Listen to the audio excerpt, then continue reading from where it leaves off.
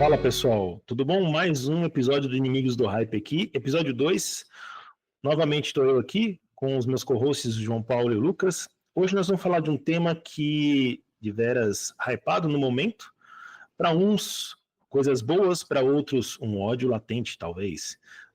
Vamos falar sobre Generative AI, ou também conhecido como Gen AI, principalmente sobre essa nova onda que aconteceu nos últimos anos aí, voltado para texto, as LLMs, conhecidas, famigeradas LLMs. Cada dia que surge mais modelos desse, o hype parece que está diminuindo, mas volta a crescer. Muitas pessoas já estão duvidando, que já duvidavam no início, duvidam cada vez mais que nós vamos atingir a singularidade através delas. Mas vamos explorar um pouquinho esse tema hoje aí. Vou passar para os meus queridos aí. Lucas, manda bala, meu querido. Boa noite, pessoal. Sou o Lucas aí novamente.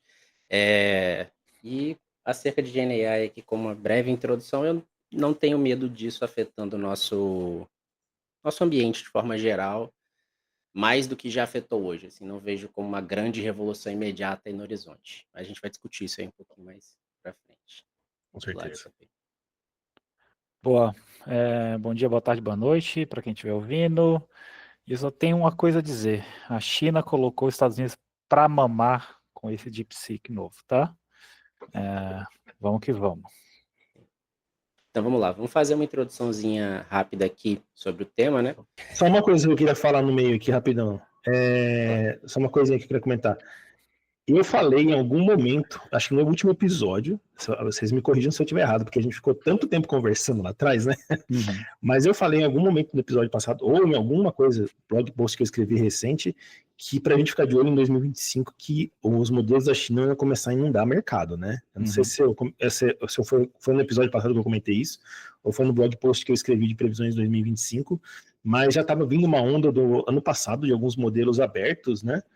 De LLMs, né, não tão grandes, mas a minha previsão é que eu estava olhando esse crescimento, né, demanda não, porque, enfim, mas esse crescimento, e eu estava de olho que isso ia acontecer. O DeepSeek talvez seja o primeiro de muitos, eu acredito que talvez seja o grande primeiro de muitos, assim, que vai conturbar um pouco essa hegemonia que a gente está tendo hoje das Big Techs americanas, né, então a OpenAI, a Microsoft, o Google, a Apple em partes, né, mas eu acho que isso vai começar a crescer um pouco mais, né? Eu estou vendo esse crescimento, eu percebi esse crescimento, tenho percebido, acompanhando lá os repositórios do GitHub e o DeepSeek, né, que saiu esses dias também, foi mais um nesse caminho aí para esse andamento.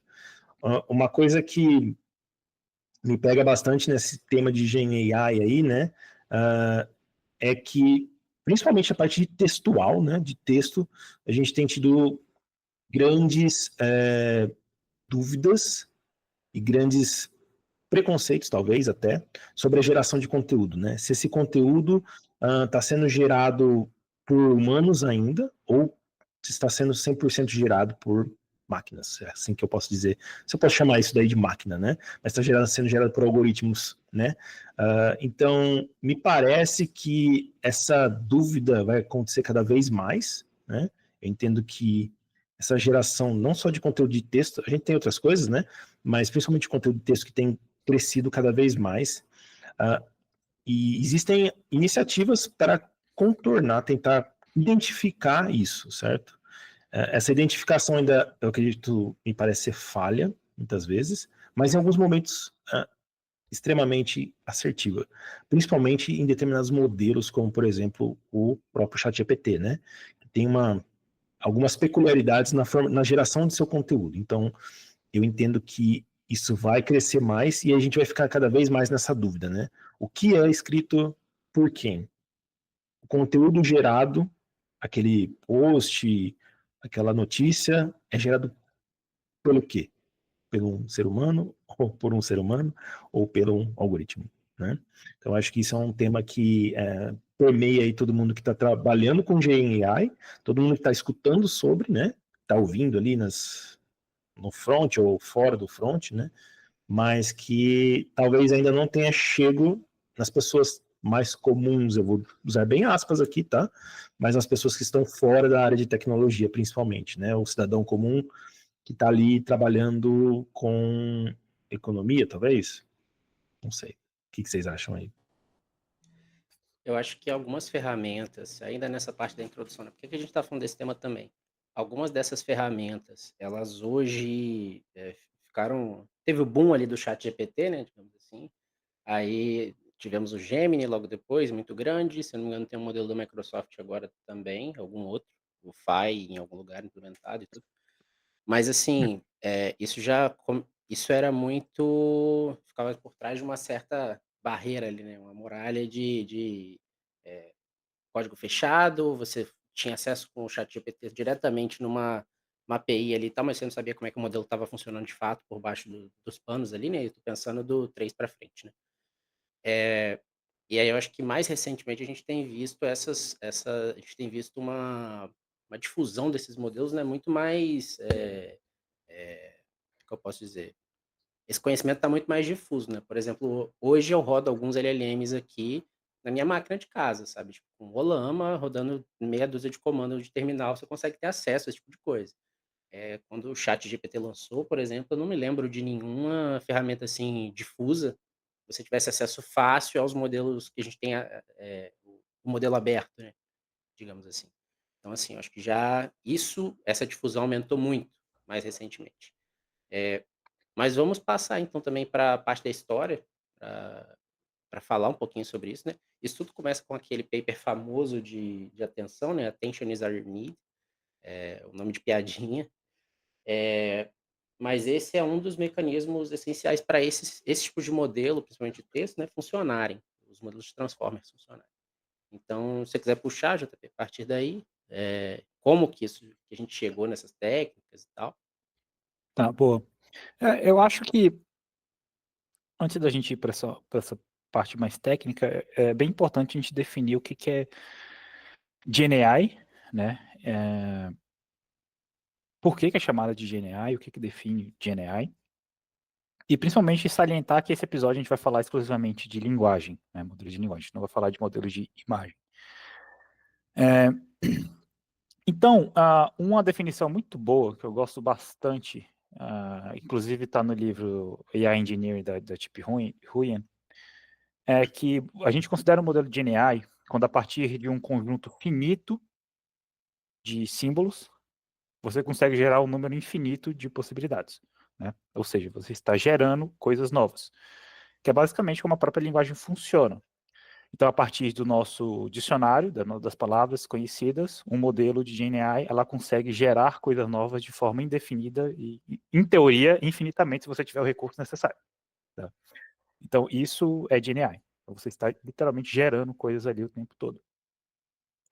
E como o Lucas está trazendo para a gente, toda essa maluquice, ela começou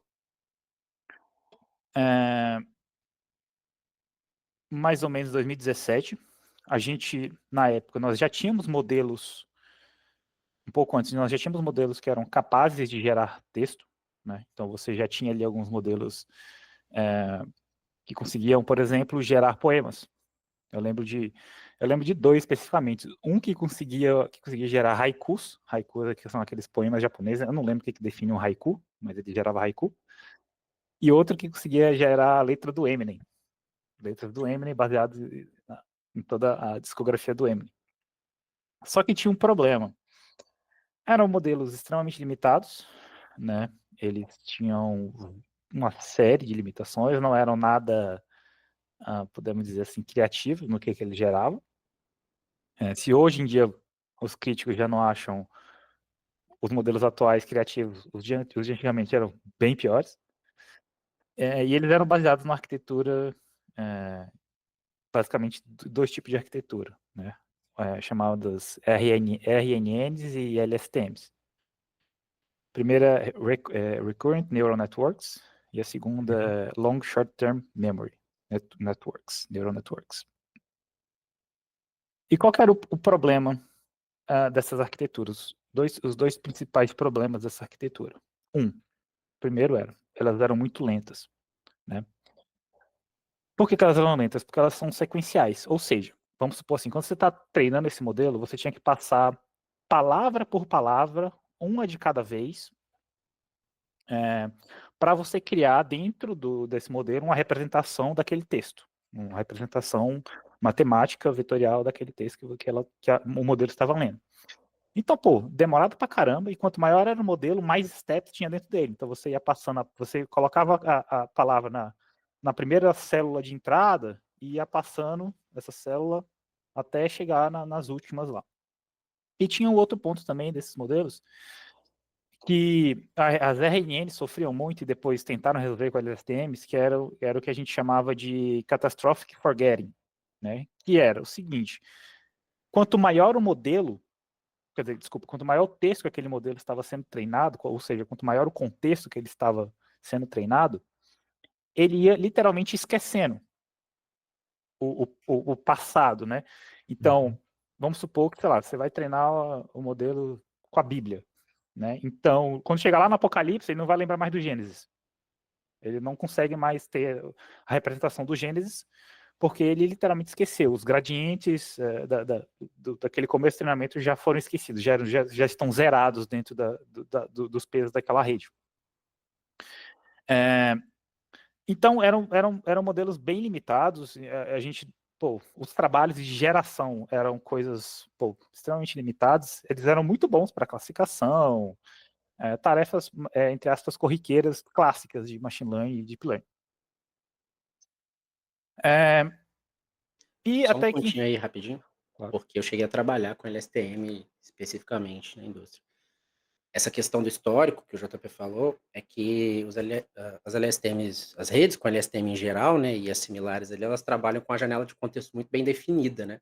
Então ele falou que o modelo vai esquecendo os gradientes para trás, é porque ele tinha que ser treinado com a primeira janela de contexto, e daí vamos dizer assim, ele pega uma palavra agora e mais 30 para trás, por exemplo. Aí ele é treinado com a próxima palavra, e aí vai pegar as 30 para trás. Ele esqueceu uma lá no final, não é que ele esqueceu, não entrou na janela de contexto dele. Isso ainda é uma coisa hoje com essa parte que a gente tem nos modelos mais atuais, né? Mas assim, já tem uma mudança muito significativa de arquitetura por trás disso, nessa questão do contexto. Nas LSTMs isso é muito bem definidinho ali, o que entra no seu modelo, o que sai, e elas também são usadas para as outras coisas, né? Então, é mais nesse sentido, você tinha que treinar um texto, por exemplo, ou você treinava com tudo ao mesmo tempo, todas as possibilidades de janela de contexto daquele texto, né? Ou você treinava sequencial, então, assim, é complicado aplicar isso aí diretamente para uma coisa onde o contexto é maior do que a janela de contexto que você tem para treinar. Então, essa é a parte mais detalhadinha do porquê que isso é um problema, né? Legal. Exatamente. Só um adendo aqui, eu não sei se eu posso estar equivocado historicamente aqui, mas eu entendo que normalmente, principalmente, acho que as LSTMs, né, as redes usando as LSTMs, elas foram muito pensadas para tradução de texto, né? Então, acho que o exemplo que a gente tem, por exemplo, do Google Translate, eu não sei se o Translate usa, né? Óbvio, mas eu lembro muito antes dos Transformers, né? Terem sido inventados não, mas enfim, pesquisados em 2017. Eu via muito uso quando surgiu as LSTMs, né? Quando começaram a ter esses modelos usando essa camada de LSTM, elas foram muito usadas para tradução de textos, né? Então eu lembro dos modelos sec-to-sec, né? Sequence-to-sequence, que eram basicamente para você traduzir de um idioma para outro, né? Então você tinha basicamente esses mesmos como a gente tem hoje esses inputs, outputs, né? E esses modelos estavam sendo treinados muito para tradução de textos. Eu não sei se foi esse o objetivo inicial, né? Acho que é muito maior do que isso, é óbvio, mas acho que foi um bom exemplo no começo, lá atrás, que o pessoal usou como demonstração que seria possível, né? Acho que essa que é a minha palavra aqui, nesse sentido, né? Que seria possível você usar redes neurais para fazer isso, né? Uma tradução de um para outro, né? De um idioma para outro. Né? Então, Outro caso de uso aí rapidinho também, inclusive foi o caso que eu mais trabalhei, é que as LSTMs em geral são muito boas para fenômenos que têm inércia. Então pensa que, no caso, vou dar um exemplo de um processo industrial e depois de uma frase. Você tem alguns processos que eles estão indo num sentido, e o estado do processo altera em como é que o processo vai se modificar ao longo do tempo. Então é como se fosse a derivada afetando de fato na equação diferencial, né? A derivada afetando no resultado de uma equação. para as LSTMs, elas consideram um histórico para trás, as RNNs em geral, né? Elas consideram um Uhum. histórico para trás. E isso dá um sentido para dentro do modelo de inércia. Então, tipo assim, se aquele processo, vou dar um exemplo de, sei lá, pressão. Você tem pressão no processo X e ela está caindo ao longo do tempo, os modelos com RNNs em geral conseguem pegar esse histórico pelo contexto para trás, entender que está tendo esse decréscimo e modelar as mudanças a partir daí. Esse é um jeito. Mas, por exemplo, para uma frase, a frase também tem meio que um contexto, assim, você começa, ou um texto, né, digamos, em geral. Você começa em um ponto e você quer chegar num outro ponto e tem um sentido lógico que você vai partindo, né? Então você pega aquela parte, qualquer momento desse texto, digamos assim, na metade, ele está saindo meio que do ponto A, de uma ideia, de um sentido ali do ponto A para o ponto B. Então, ainda meio que funciona assim, sabe? Para LSTMs. Essa é a ideia bem grosseira, né? Esses modelos eles foram inicialmente criados para modelar sequências, né? Então, eram muito utilizados para, por exemplo, o mercado financeiro, análise de sinais, engenharia, o povo gostava muito para Séries temporais, trabalhar tá? com séries temporais, Uhum. previsão do tempo, coisas assim. E o Sec2Sec, se eu não me engano, o Google ele usou no Google Translate e é considerado até hoje no Google o maior salto de qualidade no tradutor que eles já tiveram. E isso Uhum. considerando os modelos atuais, tá? Atuais. Por quê? O Sec2Sec você tem basicamente dois blocos, o bloco da Original, língua né? mãe, o língua original, e a bloco da língua traduzida. E como é que funcionava os Uhum. datasets, né? Você tinha que ter a frase e a tradução. Isso aí você treinava os dois juntos. Pode crer. Então, né, esses modelos, ajudaram muito a área, mas ainda assim eram extremamente limitados, né? Sim. E depois surgiram outros modelos que já tinham uma pegada mais generativa. Inclusive até mais antigos que os próprios RNNs e LSTMs. Então, por exemplo, modelos que de autoencoding já tinham essa pegada mais de geração de coisas a partir de uma camada interna, de uma representação interna do modelo. Uhum. Eu vou fun fact aqui, né?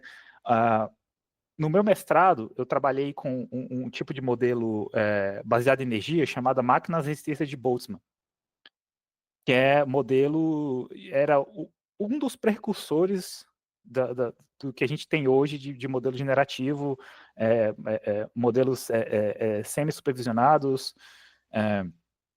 E eu larguei, eu não quis ir para o doutorado, eu já não queria fazer doutorado, mas eu não ia fazer doutorado com isso porque eu achava que não ia dar em nada. Né? Mal você sabia, né? Mal eu sabia. Então, a gente já tinha, por exemplo, modelos de variational autoencoding, né, que você Sim. pegava literalmente qualquer coisa, você criava uma rede que ia reduzindo, criava uma representação vetorial daquela coisa, e depois você expandia de volta, meio que gerando informação nova a partir daquela representação diminuta da Faz tipo realidade. um funil, né? É um funil. Pro nosso ouvinte, talvez, ou pro nosso quem tá vendo, a gente faz tipo um funil, né? A entrada da rede faz um funil, gira num espaço latente aqui, e a saída tem que ser a saída tem que ser igual à entrada, né? E essa saída, essa entrada nesse meio termo nesse meio caminho que o JP está falando, gera um espaço onde essa representação numérica, né, matriz, faz com que qualquer outra entrada produza um resultado que pode ser igual, né? Ou totalmente diferente dada a entrada que você coloca, né? Então, sim, isso é um cara bem antigo, na verdade, né? Os autoencoders aí, né? Isso, são bem Só para ficar antigos. mais claro, na parte dos autoencoders, a questão é você reduzir ao máximo nesse meio do modelo que o Rodolfo Isso. falou, você reduz a informação ao máximo possível nesse ponto. Então ele funcionaria, por exemplo, quase como uma compressão, e da mesma forma que você consegue recuperar essa informação no final. Então você tem, por exemplo, a mesma entrada, a entrada produzindo ela mesma no final da rede. Só que em algum momento você reduz ao máximo possível essa informação, que é aquele ponto ali, aquele gargalo, digamos assim, nesse fluxo de informação da rede, né, do início para o final. Então já é muito usado, assim, já há muito tempo para várias utilidades, tá? Só para o pessoal que não tinha tido contato entender essa parte, né? Eu vou dar mais um paralelo aqui para os machine learners de PCA. PCA não é a mesma coisa, tá? Não é a mesma coisa mesmo. Sim. Mas qual que é a ideia do PCA, né? A gente reduzir uma entrada aos seus principais valores, né? Os valores mais importantes para aquilo. Eu não vou lembrar o paper agora, e aí posso estar me equivocando muito grande aqui, tá? Mas, se eu não me engano, eu vi em algum lugar que, dependendo do tipo de autoencoder que você crie, você conseguiria meio que replicar o que um PCA está fazendo. Né? Se for linear, etc e tal, porque PCA é linear e tal, você conseguiria replicar com o autoencoder ali a saída próxima, né? Aproximar a saída do autoencoder para um PCA. Vou ver se eu acho o papers disso daí, aí a gente vincula aqui na nossa conversa. Mas, então, para quem é machine learner aí que sabe mais dos algoritmos de ML necessariamente, né? Você pode fazer um paralelo bem, sim, simplista com um autoencoder para um PCA. Então, esse espaço no meio aí, esse espaço latente gerado, é basicamente os valores ali que um PCA vai gerar para você, os principais valores. E aí cai nisso que o Lucas falou, né? Você, assim como no PCA, você pode definir o tamanho desse espaço latente que vai ser gerado. No autoencoder também. A ideia é que quanto menor você consiga extrair de informação relevante, óbvio, porque você tem que ter informação relevante, menor vai ser o seu modelo. Efetivamente, quanto mais você reduz, mais informação você perde. Mas a ideia é você conseguir pegar as partes principais de informação que são relevantes para você, efetivamente, dado aquele input, conseguir replicar o output de saída exatamente como o input. Talvez com alguma perda e tal, mas exatamente o mesmo, né? Essa é a ideia principal aí. Tá? Se eu não me engano, o PCA ele é um caso específico, não? Como é que fala? Ele é um subset dos autoencoders, tá? Que acho que o Boa. PCA, se eu não me engano, é de primeira ordem, se não me falha a memória, alguma Acho coisa que é isso. assim. E aí, um autoencoder ele pode ter ordens maiores de interação, né? Isso. Bem lembrado. Aí também na época, aí que começou a brincadeira, começou a ficar um pouco mais séria, quando a gente já começou a usar a palavra generativo, foi quando surgiram as GANs, né? As Isso. redes neurais, as redes Adversariais. adversariais generativas, generative adversarials neural networks, GANs. Aí a tradução varia, né?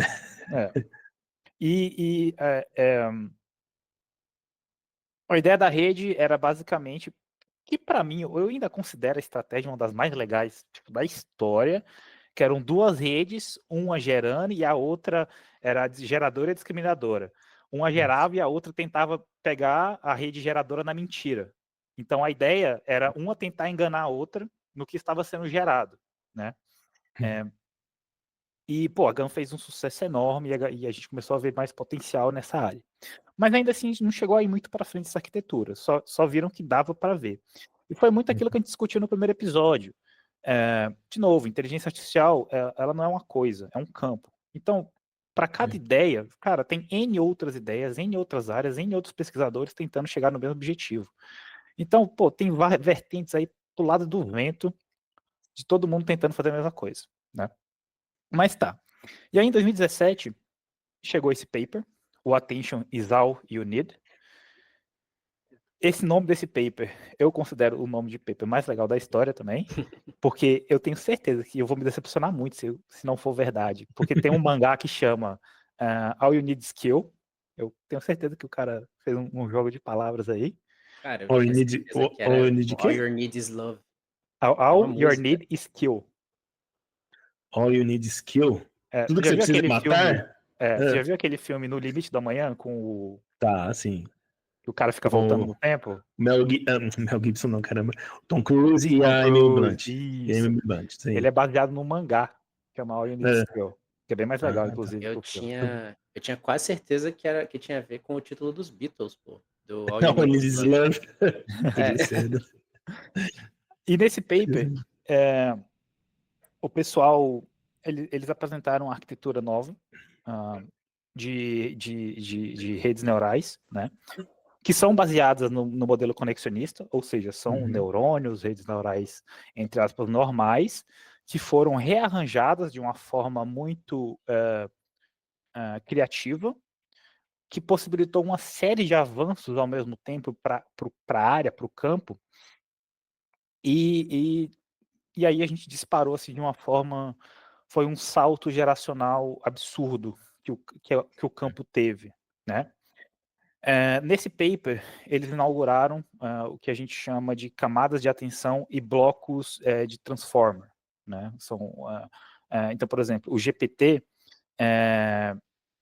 o T de GPT é de transformer, que é a arquitetura, a organização que eu falei que foi feita é chamada de blocos de transformer, né? E dentro de um bloco de transformer nós temos que são chamadas de camadas de atenção, tá? Por isso chama Attention is all you need. Atenção é tudo que você precisa.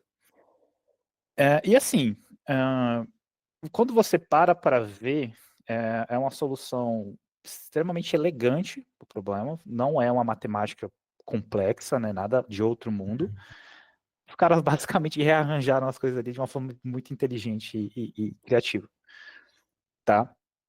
E essa arquitetura, ela resolveu, como eu falei, uma série de problemas. O primeiro problema dele que eles resolveram foi, não resolveu totalmente, mas resolveu tipo muito, que é a parte de ser sequencial. Lembra que eu falei que RNNs e LSTMs são sequenciais, obrigatoriamente são sequenciais? Com a camada de atenção e essa arquitetura de transformer, não é mais sequencial. Ou seja, vamos supor que a gente escuta muito o termo janela de contexto, né? O que é uma janela de contexto? É o quanto de texto um modelo consegue receber de uma porrada só. Uhum. Lá atrás a gente começou com 512 com BERT, hoje o Gemini está com 2 milhões.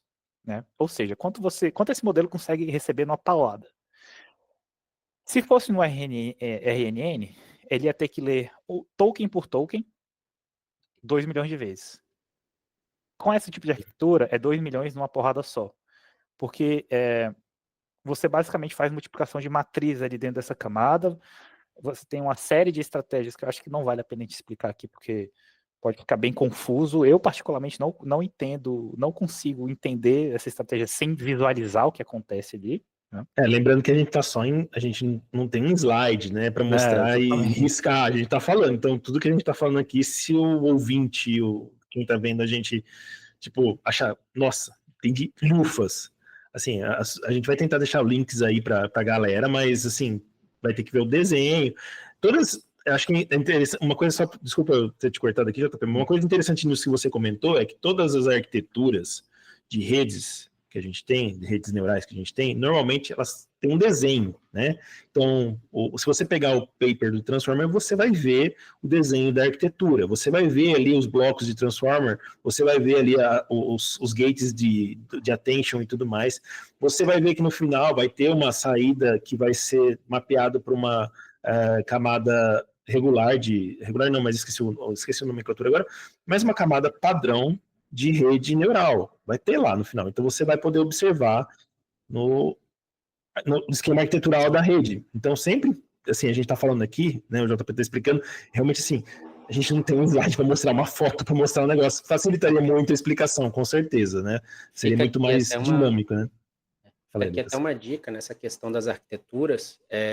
Antes, pelo menos, do Transformer, eu sei que isso era muito comum, as arquiteturas eram muito definidas pela forma digamos assim, das células que a gente tem, ou os nós que a gente tem naquela arquitetura. Então, a LSTM, por exemplo, você tem um nó, digamos assim, por exemplo, você tem 30 nós naquela camada de LSTM, por exemplo. Isso é muito comum da gente usar. Aí LSTM, GRU, tem várias do tipo.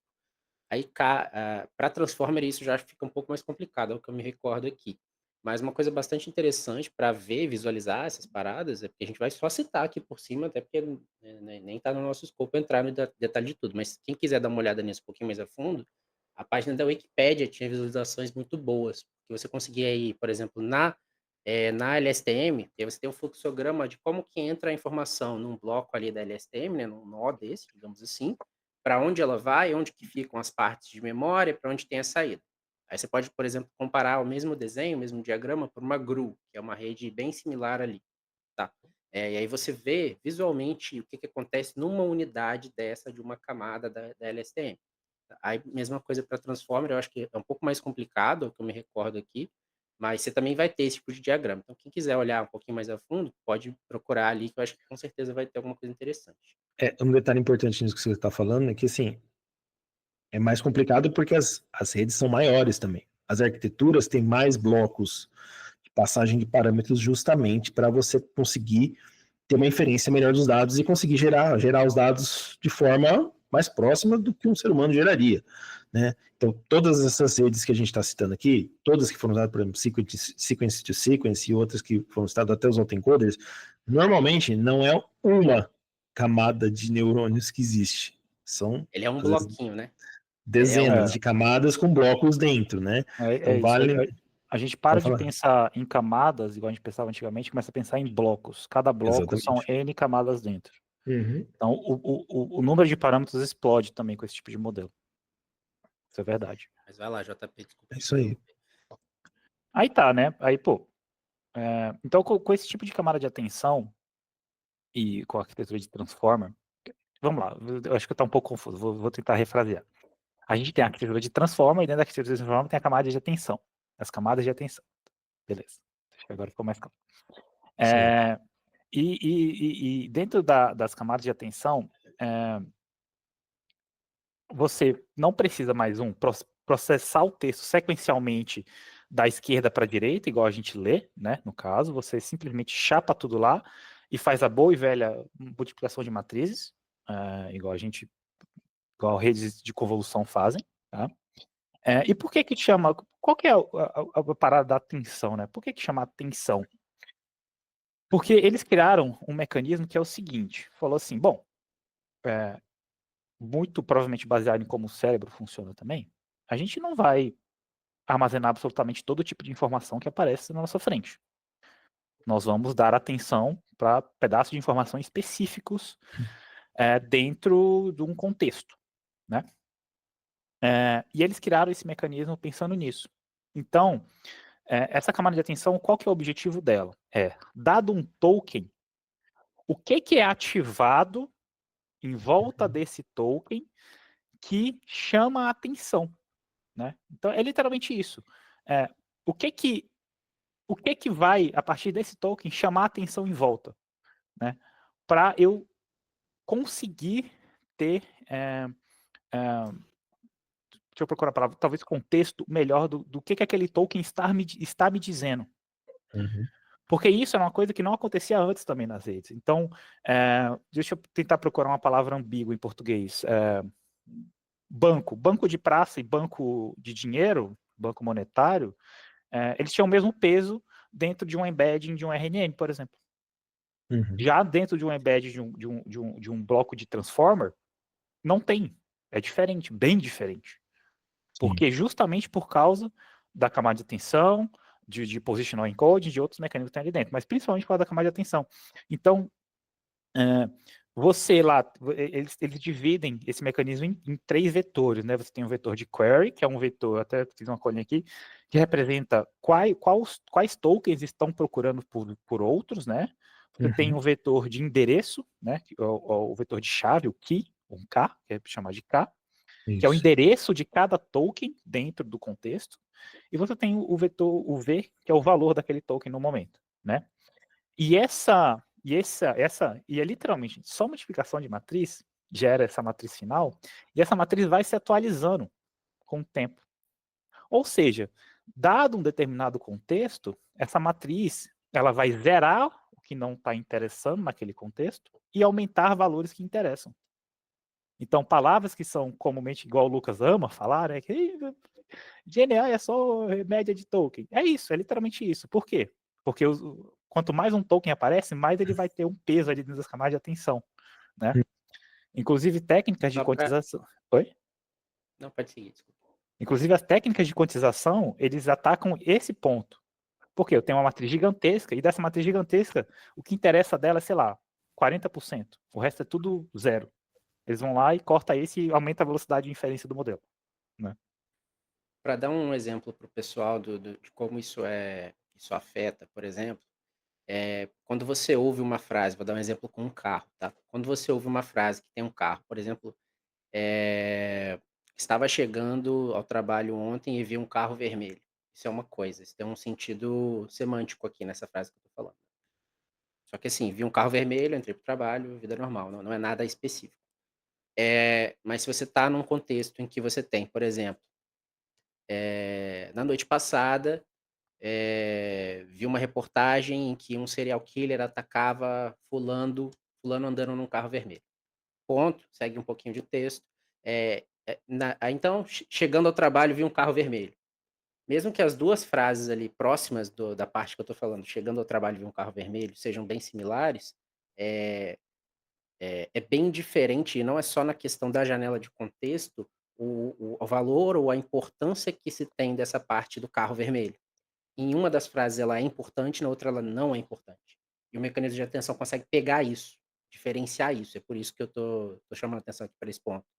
Também aqui, especificando, chamando a atenção para o mecanismo de atenção, né? Mas enfim, é só para falar sobre isso, né? Mas aí, qual é a questão? Na janela de contexto, quando a gente pensa puramente da janela de contexto para trás, você só tem uma camada do que a gente chama ali de otimização, ou uma camada de probabilidades que relaciona o que faz mais sentido naquela frase que está sendo criada. Por exemplo, quando você coloca o mecanismo de atenção, ele é uma coisa a mais. Além de você ter que estar fazendo sentido no contexto para trás, na frase que está sendo falada, ela tem que fazer sentido para a tensão daquele ponto daquela frase.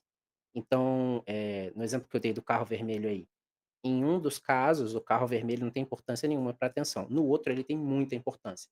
E não é só na frase que está sendo falada, é no sentido por trás da frase. É como se fosse uma camada além, né? Um nível acima de abstração, vamos colocar assim, tá? É por isso que ele é tão poderoso, né? Exatamente.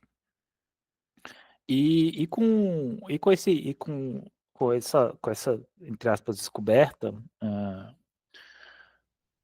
com esse mecanismo, a gente conseguiu fazer várias coisas. Então, por exemplo, uma coisa que eu acho muito interessante dentro dessa camada de atenção é que não é só uma. Você divide essa camada de atenção em várias. E isso é um paralelismo que eu faço, que eu lembro muito bem de quando eu estava estudando isso. Eu entendi dessa forma, tá? Que é o seguinte, parece muito com convolução. Então, se eu pego uma camada de atenção e divide, sei lá, em 12, e inicializa esses pesos 12 formas diferentes, você captura 12 maneiras diferentes de entender o mesmo texto. Né? Então, você cria mais representatividade ainda para o que você está passando ali naquele momento na rede. Né? Então, aí, beleza. Pô, show de bola, deu tudo certo. E aí começou os pulos. Aí a gente teve o BERT, né? O BERT foi um modelo do Google open source, que é totalmente baseado nas camadas de atenção, nessa arquitetura de transformer. Né? Então a gente tem o que a gente chama de transformer encoder, e em cima desse transformer encoder a gente tem uma camada de classificação, e dentro dessa camada de classificação vai ter vários trabalhos diferentes dentro daquilo lá. E o BERT foi, eu ainda considero o BERT um dos maiores saltos assim de machine learning da história, né? Por quê? Porque o Google foi muito generoso, ele fez o seguinte, ele treinou o BERT, sei lá, com muitos dados, e entregou para a internet, e falou assim, olha, usa. Então, por exemplo, eu lembro que quando eu usei o BERT a primeira vez, eu estava usando ele para classificar texto em 2 línguas diferentes, coisa que antigamente era impossível, ter 2 datasets, 2 modelos diferentes para fazer. Eu usava o BERT para fazer busca em PDFs, fazer QA em PDFs também. E o BERT nasceu a partir dessa arquitetura de Transformer, mas só que o BERT, ele não é ainda da família do GPT. Tá? O BERT ele é o que a gente chama de modelo de linguagem mascarado, ou Masked Language Model. O que isso quer dizer? Quer dizer que a forma que ele foi treinado não foi para gerar texto. Ele foi para criar embeddings, contexto a partir de textos. Como é que funcionava o treinamento do BERT? você pegava, sei lá, a Wikipédia inteira, e a cada X% do texto, você mascarava uma palavra e pedia pro Burt adivinhar qual palavra era aquela. E você ia treinando ele até ele conseguir adivinhar qual palavra era aquela. Ou você poderia chamar modelo de linguagem mascarado, né? Você mascara aquilo lá e pede para ele adivinhar qual que é. E aí depois a gente pode entrar um pouco nessa parte de tipos de treinamento, que foi treinamento self-supervised, né? Que é, a gente não precisava fazer labels, ele mesmo fazia. Porque o próprio texto era o label. E aí, a partir depois do BERT, veio a famílias, vamos chamar de família GPT, tá? Não quer dizer necessariamente que todos os modelos obedecem à arquitetura GPT. Mas a família GPT é o que a gente chama de modelos autorregressivos. Que aí sim, beleza, agora a gente está realmente falando dos modelos das arquiteturas modernas de geração de texto. Com os modelos autorregressivos, ele, a partir de um contexto, qual que é a próxima palavra? E com isso, você consegue... E aí lembra muito a arquitetura sec-to-sec, né? Que é, você manda um prompt, e a partir desse prompt, ele vai pegar o estado interno dele e gerar os tokens de saída. Né? É assim, cara, se você olhar por cima, parece igual o sec-to-sec. O funcionamento é o mesmo, mas o acho é diferente, né? A saída, assim, no meio, mas ele está por baixo, por baixo é totalmente diferente. Isso. Aí, com esse tipo de arquitetura do BERT, modelos autorregressivos, desculpa, do GPT, modelos autorregressivos, o BERT começou a ser largado um pouco para trás. Eu ainda gosto muito do BERT para resolver problemas de classificação, problemas pequenos, digamos assim, porque ele ainda é muito eficiente para resolver, é muito barato você deployar uma solução com BERT. E aí a gente entra na era dos modelos fundacionais. O que é um modelo fundacional?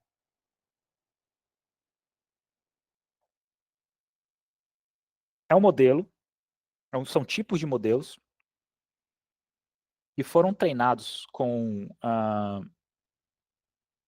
uma quantidade de dados tão grandes que a gente pode dizer que eles têm um entendimento do contexto geral do mundo, como um todo. Né? Porque hoje a gente pode falar que todo o nosso conhecimento está em formato de linguagem. A gente não usa, pelo menos que eu saiba, né? A gente não usa nenhum outro tipo de maneira de passar informação ou de armazenar informação.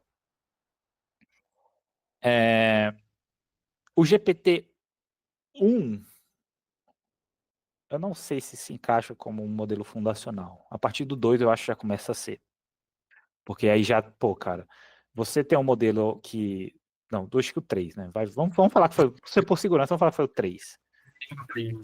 Acho que é mais próximo. A partir do 3, a gente já tem, por exemplo, um conjunto de dados tão grande que, porra, a Wikipédia inteira representa 3% só do total do dataset. Então, esse tipo de modelo, ele começaram a ser treinado com essa quantidade absurda de dados, absurda, e a partir depois de um determinado tempo, não foi mais só com texto, né? Começou a ser imagem, começou a ser vídeo, áudio, tudo, literalmente tudo começou a ser usado. Então, para essa nova categoria de modelos absurdos, nós começamos a dar o nome de modelos fundacionais, né? que são o modelo GPT, Palm do Google, Llama da Meta.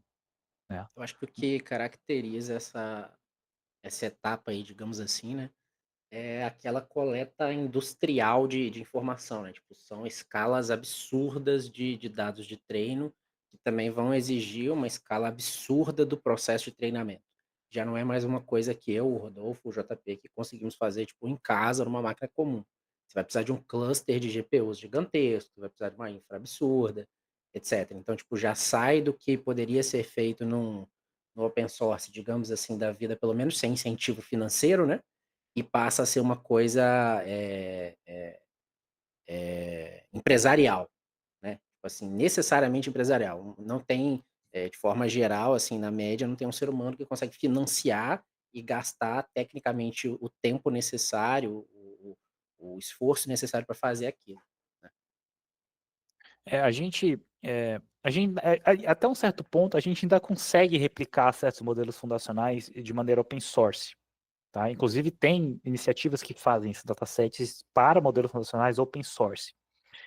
Mas a gente vai chegar num problema daqui a pouco que mata muito desse tipo de iniciativa e por que a escala industrial, eu não vou falar que se tornou importante, mas é o que permite modelos tipo GPT existirem, né? A aplicação, não o modelo, mas a aplicação GPT existir, ChatGPT existir.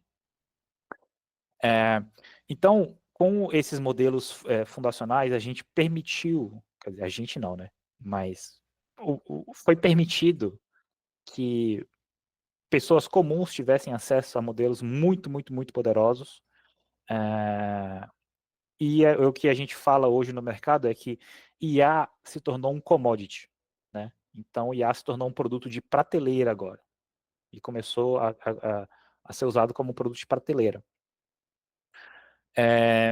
Cara, e com isso a gente teve uma série de redução de custo, uma série de novas possibilidades, avanço em pesquisa, pipipipopopó, e todo esse furdunço que foi esses novos tipos de modelo.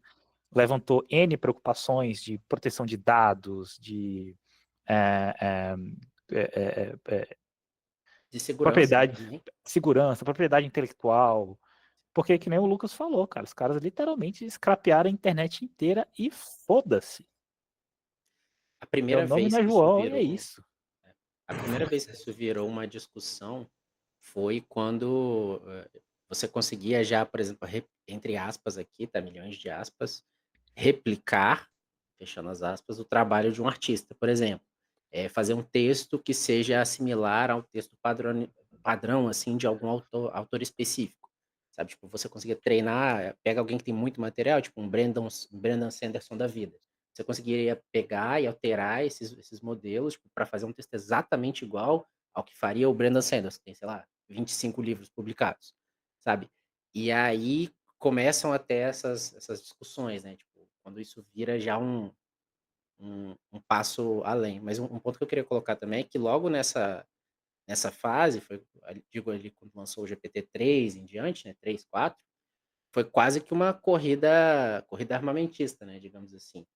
Foi, mas entre empresas, vamos colocar dessa maneira. Foi uma corrida para quem chegar primeiro, quem conseguir vender mais esse tipo de produto. E ali eu lembro bem que na época o GPT lançou e foi aquele absurdo. E a Google que estava, eu lembro que antes disso a Google ainda tinha abertamente pessoas que trabalhavam na Google e uma certa posição assim de relacionada à segurança com o modelo de inteligência artificial. Então, tipo assim, não, a gente não está focando tanto nisso, porque a gente tem muitas preocupações com segurança, etc. Lança o GPT, meio que eles, deu um certo tempo ali, 5, 6 meses, eles meio que tocaram foda-se e seguiu o jogo capitalismo puro na veia, assim. Tanto é que o Gemini, as primeiras versões que eu lembro mais relevantes, assim, do Gemini, foi o quê? Pelo menos uns 6, 7 meses depois do GPT ter ficado muito absurdamente grande. Foi um intervalinho ali depois, né?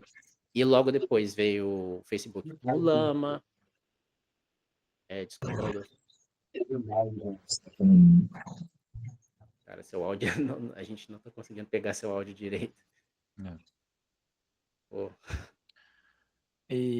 Cara, quando eu digo que o Sam Altman desgraçou essa área, eu não tô brincando, porque foi isso mesmo.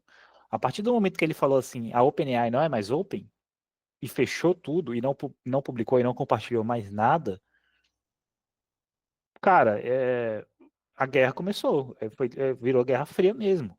Então, isso que você está falando, eu lembro também. O Google demitiu o time inteiro dele de ética em AI.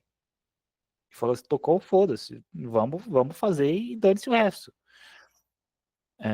Então, esse cara sozinho, ele melou o campo inteiro com esse tipo de abordagem. E que nem eu falei no primeiro episódio, é um campo que sempre foi muito aberto, né? Sempre, desde o começo. Todo o trabalho do GPT, ele não nasceu na OpenAI, o GPT nasceu partir de uma série de artigos e cientistas que, de bom grado, de boa fé, divulgaram o trabalho e abriram o trabalho para outras pessoas usarem. E para quem não sabe também, a OpenAI era, para ser mais ou menos o equivalente a uma fundação sem fins lucrativos, né? Isso. Pelo menos em princípio era essa, assim, que ele se vendiam e tudo, inclusive pelo nome.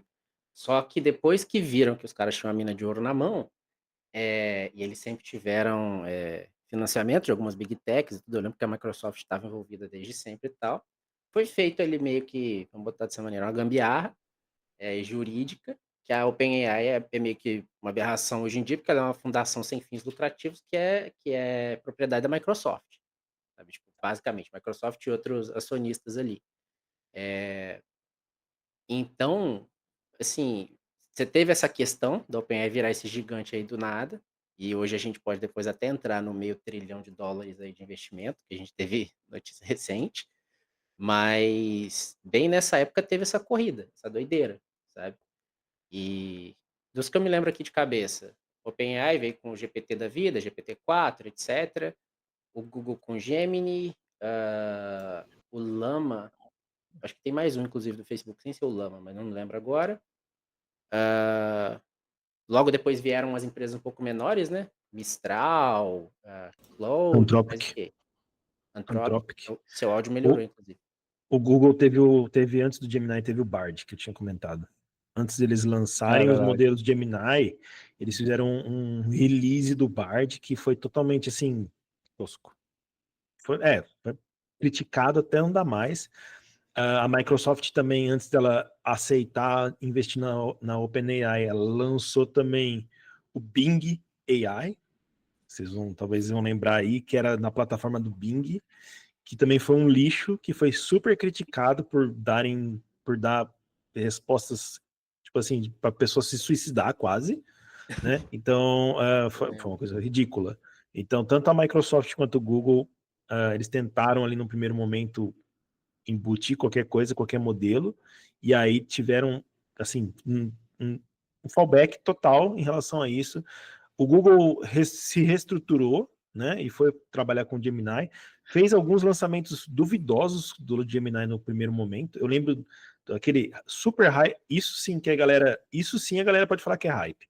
Acho que assim, GPT, fala que é hype, não é, eu não considero, mas eu lembro muito bem do lançamento, acho que do Bard do Google, antes de lançar efetivamente, que eles fizeram basicamente uma gravação. Mudou de nome. Eles Era o fizeram uma Bard que gravação. mudou de nome para virar o Gemini? Porque o Gemini tinha um outro nome antes, não tinha?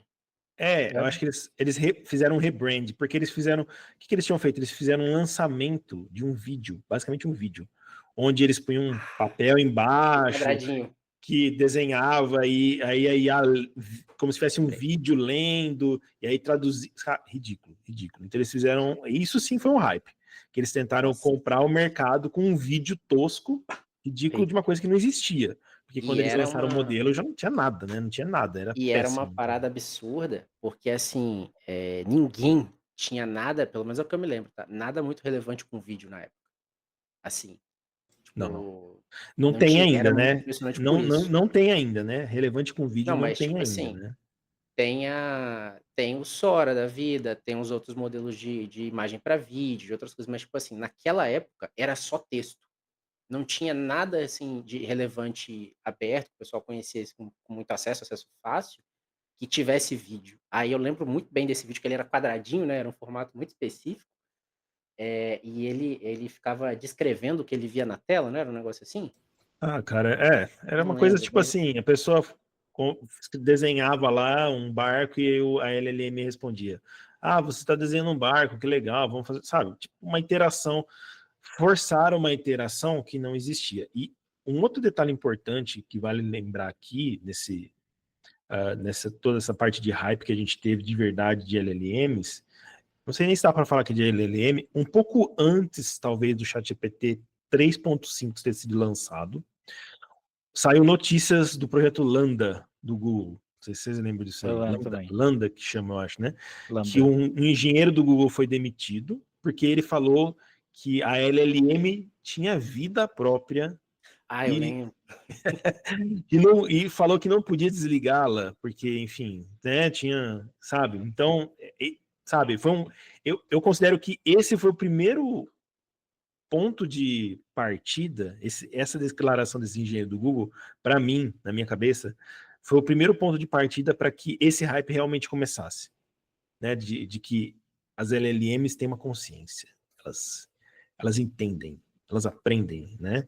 Então Ele foi esse ponto, entendeu? Precursor, ele vamos foi dizer o assim, de primeiro tudo isso. desses whistleblowers, né, digamos assim, dessa galera que sai É, falando mal do processo. porque Teve aí esse cara, a teve gente mais uma teve gente da outras OpenAI e tal. discussões depois, por exemplo, acho que foi o Facebook, né, a Meta, né, acho que na época não era Meta ainda, que colocou duas LLMs para né, colocou duas LLMs para conversar entre si, e aí tiveram que desligar porque eles não entendiam o que as LLMs estavam conversando. Eu acho que não era nem né? LLM na época. Não era, né? Esse aí é Ainda bem não Não, mais não era. chegava. antigo ainda. Então. Era Facebook ainda, Mas não era Meta. era Facebook. Era Facebook. Eu Então, acho que sabe, tem algumas histórias nesse sentido que alimentam esse pensamento popular de que às vezes vai ser resolvido um problema que é impossível quase, né, de uma hora para outra até, né? Então esse hype existe por causa disso, né? Até. E então esses caras que eu considero pontos de que esse hype que a gente tem parece que começou a surgir ali nesses meios do caminho, assim, entende? Tá? Nesses no cantinhos aí. Tá? E foram vários casos, né? Esse aí foi só o primeiro, eu acho, grande, assim, depois do GPT-3. Isso. É, E teve. então os modelos fundacionais, eles são essa coisa bruta que é treinado com todo o conteúdo da internet, quase sempre sem uma curadoria, né? E é por isso que aí a gente começa a entrar na parte industrial da coisa. Não existe uma curadoria, os caras simplesmente scrapeiam tudo e treinam o modelo lá, né? E você tem essa coisa bruta que tem esse conhecimento, essa.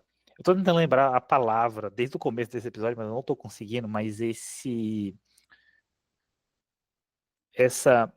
embedding do mundo como um todo, né? Então ele tem esse.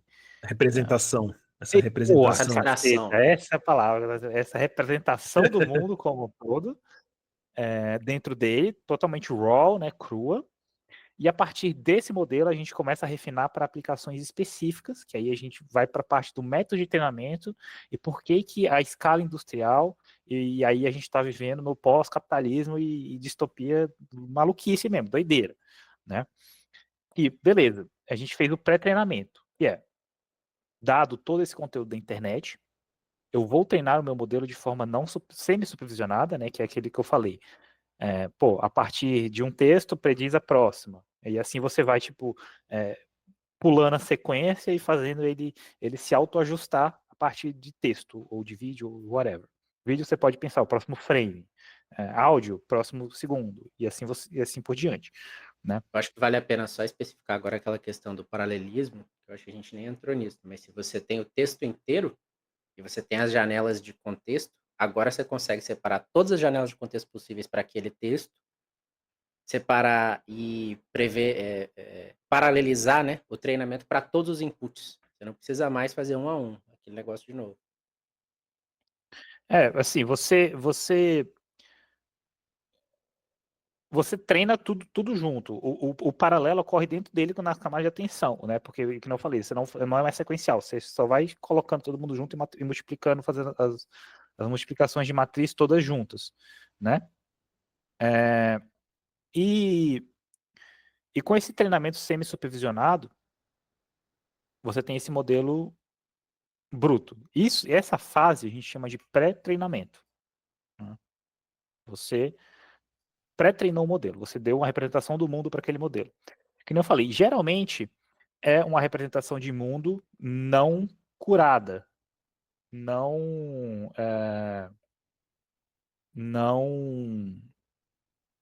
curada, não teve uma curadoria ali naquele conteúdo para ser mais rápido e mais barato, isso. É mais crua, né? Mais crua. raw. Mais crua, Isso. né? Então, cara, pensa um modelo que foi treinado do Twitter, cara. Pelo amor de Deus, o que você espera de uma aposta dessa? Nada. Só o pior. O pior do pior. Não, rapidinho, até tem uma crítica muito forte do Gary Marcus, né, a respeito desses modelos, porque não só de LLM, mas esses multimodais, né, que geram texto, geram imagem e geram vídeo até, nesse quesito que você está comentando, né, da geração de conteúdo que é basicamente copyrighted, né? Então, se você chegar hoje num modelo de difusão, que é de geração de imagem, e tem exemplos até das LLMs, e se você pedir determinado fizer determinado prompt, literalmente vai cuspir, por exemplo, uma imagem copyrighted, tipo, do Homem-Aranha. Você pede o estilo, né? então você pode pedir o estilo. Exatamente. Andy Warhol, uma imagem. Exatamente. E acho que teve em algum momento, em algum estudo, fizeram um estudo que basicamente a LLM estava literalmente cuspindo um parágrafo inteiro, sei lá, do New York Times, no meio ali, do conteúdo inteiro dela, né, que ela gerou, né, o retorno do resultado dela. Então teve um textão grandão, mas no meio lá, quase que estava literalmente palavra por palavra do mesmo artigo, sei lá, eu não lembro se era do New York Times, eu não lembro qual que era, mas literalmente palavra por palavra. Então, no nível que a LLM, que é, no caso, aquele modelo específico, eu não sei se era o ChatGPT, mas no nível que aquele modelo estava com esse viés basicamente disso, de você tá treinado com o modelo com dados brutos, sem uma validação prévia, né? Sem uma verificação, sem uma curadoria, né? Só simplesmente jogando ali dados, a massa inteira, né?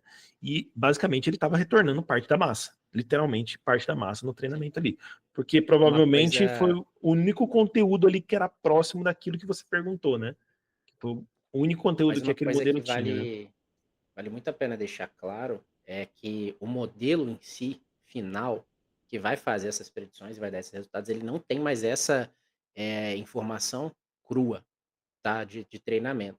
Às vezes, eu estou querendo deixar isso bem claro, porque às vezes a gente vê muita conversa onde isso é dito no...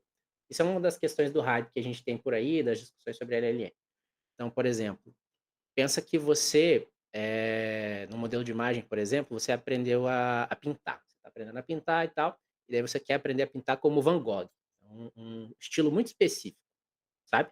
E aí você aprende a pintar de maneira que você pintaria qualquer coisa como Van Gogh pintaria.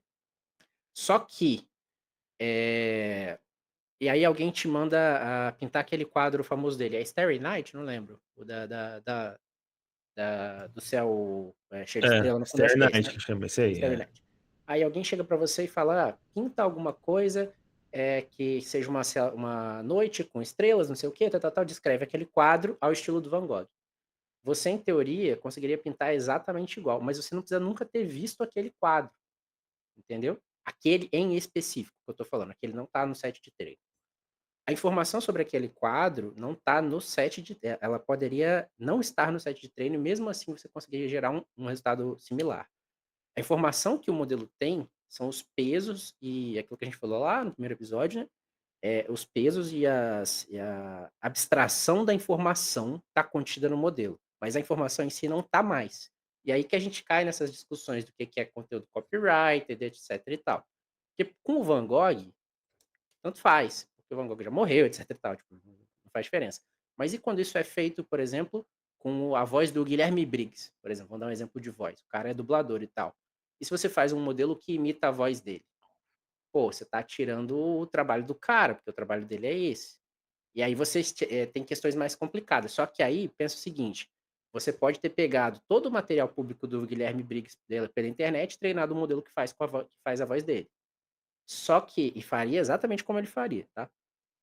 Só que o seu modelo que você entrega para a pessoa final lá, ou que você tem o produto final, não tem mais a voz dele, entende? A voz dele foi usada durante o processo de treino, mas ela não está bruto, o grosso, tô querendo dizer, sem nenhum tipo de tratamento, não está mais no modelo. E é isso que é a grande discussão, que às vezes isso não fica claro no que o pessoal passa. Tá? Então, Mas eu queria deixar essa fronteira bem, bem clara. Eu entendo isso que você está falando, mas você não pode esquecer de um detalhe importante. A gente está tratando principalmente de modelos autorregressivos, né? Então, normalmente, o que acontece? Você vai ter o espaço latente gerado para partir dos dados, né? Para você ter a saída. Então, para gerar esse espaço latente, você precisa ter as principais características dos dados que foram de entrada. Você nunca vai conseguir replicar igualzinho 100% o mesmo dado de entrada, porque você vai reduzir, certo? Você está reduzindo. Lembrando aquela conversa que a gente fez dos autoencoders lá, né?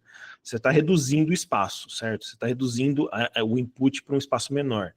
Mas você vai ter as principais características daquilo de input que foi da entrada, Mas entendeu? é esse o meu ponto. As principais características do input de entrada não é exatamente igual, ponto a ponto, à entrada. E aí que fica nessa ambiguidade do copyright, que é assim, se você não tem, de fato, um trecho vamos pegar um livro, por exemplo. Se você não tem um trecho de um livro dentro dos dados do modelo, estou falando um trecho inteiro, tipo, palavra por palavra, vírgula por vírgula, dentro do modelo, mas você tem a abstração do conceito que geraria aquele texto. Isso é copyright ou não? Então, eu mas tem uma questão do copyright que é o seguinte, cara, você não pode usar um conteúdo que é regido por regras de pagamento, tipo de copyright. Por exemplo, assim, você não pode, vamos lá, em teoria, você não pode vender, eu vou pegar uma imagem aqui, você não pode vender um boneco do Homem-Aranha sem pagar direitos para a Marvel, por exemplo. Tipo, se você fizer isso, você está infringindo direitos de copyright, certo? Se você pegar literalmente, começar a fazer uma estátua do Homem-Aranha, certo? E for vender na rua, é uma coisa, certo? Agora, se você for vender de forma extensiva, tipo, assim, não é que você vai tomar um processo, mas você pode tomar um processo, certo? Então, a mesma coisa, né? A Nintendo já processou streamer que tava vestido de Mario, pô. Por menos, exatamente. Então, assim, você não ter exatamente aquilo que você está usando, por exemplo, a imagem ou a voz do Briggs, exatamente 100%, não quer dizer que você não possa ser processado por infringir direitos de copyright, entendeu? Então, essa discussão existe, eu entendo o que você está comentando, mas fazer quase igual é quase como fazer igual, entendeu? Fazer quase igual é quase como fazer igual. Então você vai poder, você pode vir a sofrer, né? Enfim, problemas de copyright. Só para a gente fechar essa parte, eu vou botar mais uma outra questão. Só que aí é que às vezes boa parte desse material ele não é coberto por copyright. Por exemplo, da voz do Briggs. Tem inúmeras coisas do Briggs aí na internet, entrevista, podcast, etc e tal, que você consegue extrair a voz dele, que é material abertamente público, tipo, não tem nenhum tipo de copyright nem nada, e você consegue usar esse material para fazer a voz dele. Aí que fica a questão. O que foi gerado com a voz dele tem copyright ou não? Entende? E aí eu não sou time nenhum. Mas ele pode te processar por outros motivos, né? Ele pode não te processar por copyright, porque ele não tem copyright na voz dele, mas ele pode, sei lá, falsidade ideológica e outros fatores, né? Então, assim, o uso dos dados que está sendo entrado no modelo, não necessariamente é livre de qualquer tipo de processo posterior. Qual o tipo de processo vai variar, depende muito do que for gerado, né? Se for a imagem de um personagem da Marvel, a Marvel pode processar. Se você pegar e começar a gerar um jogo com todas as coisas da Nintendo, com certeza, que o JP falou, a Nintendo vai te processar, porque a Nintendo é campeã em processar todo mundo, né? Então, entra que a boa e velha discussão moral, né? Tem muito artista que coloca os desenhos de graça na internet para mostrar o trabalho, e vem uma empresa de forma predatória e usa isso para ganhar dinheiro em cima. Aí a gente cai na discussão moral da coisa, né? Aí, só para ficar claro, pessoal, eu não defendo, nem estou defendendo nenhum lado, eu estou querendo deixar claro essa gray area que a gente não tem hoje, a gente não tem um arcabouço legal muito claro que define essas coisas. Entende? Tipo, a gente não tem nenhuma definição hoje tão, até tecnológica mesmo, eu diria, do que se a gente não usar dado de copyright, o resultado vai ter direito a copyright ou não? Se a gente usar, e a gente pagou uma licença para isso, a gente pode usar todo o resultado que saiu daquilo ali? Porque o modelo pode gerar muito mais do que os dados de entrada. Então, isso é uma gray area hoje, tipo, isso não está muito bem definido, vai ser caso a caso, até a gente evoluir nessas definições. Tanto é que existem processos que estão rolando, né? Assim, existem processos tanto de copyright de imagem para artistas, quanto existem processos de copyright de geração de texto para editoras, etc. e tal. Isso está rolando, né? Assim, qual que é a conclusão que vai acontecer disso? Ainda está para vermos, né? Vamos ver Mas no para A voz futuro. do mim, Briggs é um caso real também, tá? Ele tá processando alguém por conta disso. mas para Não sei mim nem quem é. o perigo desse tipo de modelo não é nem esse. Para mim, dos danos que isso pode causar, esse é um dos menores. O perigo está em conteúdo sensível e perigoso mesmo, né? Igual já teve gente aí que, pô, fez jailbreaker no GPT, no chat GPT para fazer napalm, bomba não sei do que. Mas voltando Tem um a... caso, Ah, tem um caso, só um último ponto, rapidinho. Tem um caso muito famoso também, do pessoal usar modelo de imagem para gerar fotos nuas falsas, para sim. fazer bullying. Você pega a foto da pessoa e tal, faz ali. Pô, imagina fazerem isso com a sua filha, assim, sabe? Tipo, na escola. Tipo, tem gente que tem acesso a esse tipo de ferramenta. É um negócio muito mais perigoso. Por isso, só para botar nesse ponto que a gente vai voltar pro fine tuning ali, né? Então, tipo Uhum. assim, esse tipo de coisa, deixar aqui essas coisas como o Napalm, que o JP falou, ou modelos que você consiga usar ele para fazer uma foto nua, ou, por exemplo, sei lá, vamos botar crimes em geral. Botar a pessoa cometendo um crime numa imagem, e isso aí gerar um dano, etc e tal. Esse modelo RAW, ele consegue gerar esse tipo de coisa facilmente, entende? Não teve a imagem que geraram lá do Louvre pegando fogo? Só para finalizar. Não, a imagem do Papa andando de Balenciaga, para mim, foi a melhor Também. até. Eu caí naquele bait legal. Fake news da vida, né? Bom, então, aí, a partir do momento que a gente tem esse modelo RAW, a gente vai para a parte de fine tuning ou pós-processamento, pós-treinamento, né? Pode ser usado isso aí de forma intercambiável, esses dois, né? Que aí, beleza, aí galera, pô, tem esse modelo merda aqui que fica falando de nazismo, jogo do tigrinho e meninas do job, e eu preciso fazer eles ser útil para alguma coisa, né? E aí essas empresas fine-tunam esse modelo, e aí é que vem a parte cara da parada, né? E é uma outra curiosidade também, porque pensa comigo, né? Como é que um modelo que é treinado para predizer palavra consegue pegar o meu prompt e gerar texto, né? E aí o que a gente chama de instruction fine tuning, coisas assim, que esses modelos eles são fine tunados, vamos usar esse termo fine tuning, eles são fine tunados para que a gente chama de instruction fine tuning, que você vai dar para ele uma instrução e vai dar para ele como resolver aquela instrução, né?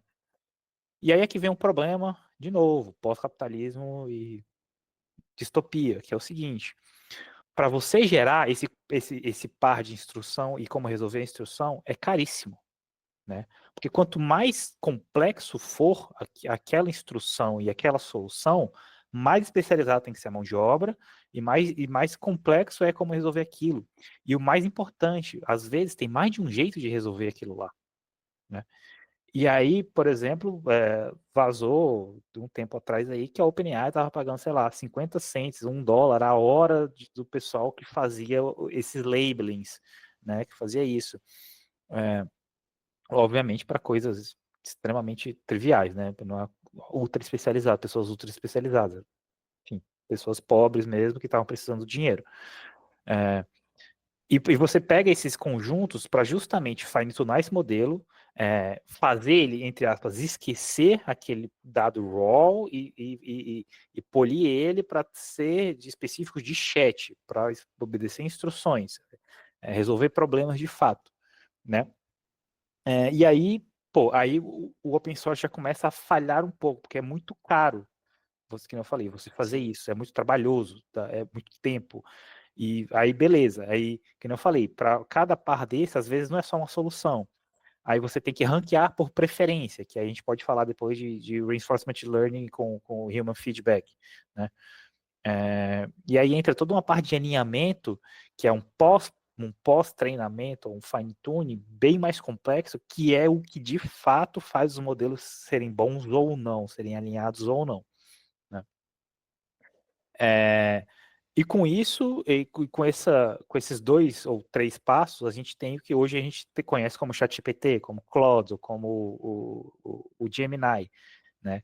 Que são esses mega modelos polidos para obedecer instruções, né? Então, ao invés de predizer qualquer coisa, ele vai predizer como, a partir desse prompt, dessa instrução, como eu vou resolver ele, né? Sobre isso aí, nessa etapa, uma coisa muito importante também, porque isso é extremamente necessário. O JP citou ali, eu acho que ele passou um pouco rápido, por questões de segurança, inclusive jurídica também, para as empresas. Por quê? Vou dar um exemplo muito básico aqui. Um modelo de imagem nunca, de forma nenhuma, pode gerar uma imagem contendo alguma coisa relacionada à pedofilia, por exemplo. Pegar um caso bem extremo. Tipo, isso é completamente inaceitável de todas as formas possíveis para a empresa. Isso é um risco, assim, se ele for usado para isso, isso é um risco, tipo assim, fecha a empresa e acabou.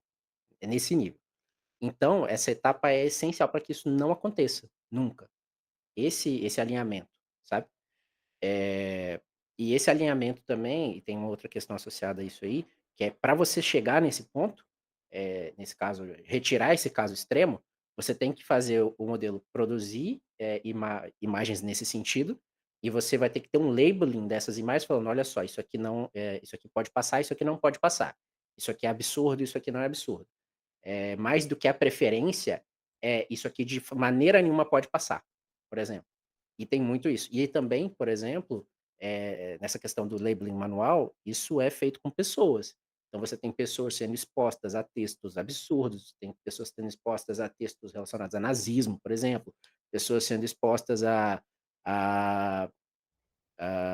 sei lá, coisas assim extremamente danosas, e elas têm que ser expostas, porque isso tem que ser feito por pessoas, para ver esse tipo de coisa e, tipo, isso aqui é inaceitável, a gente vai tirar do modelo. Para fazer esse labeling de segurança e fechar esse modelo, assim, contra essas coisas absurdas aí que eu comentei, né.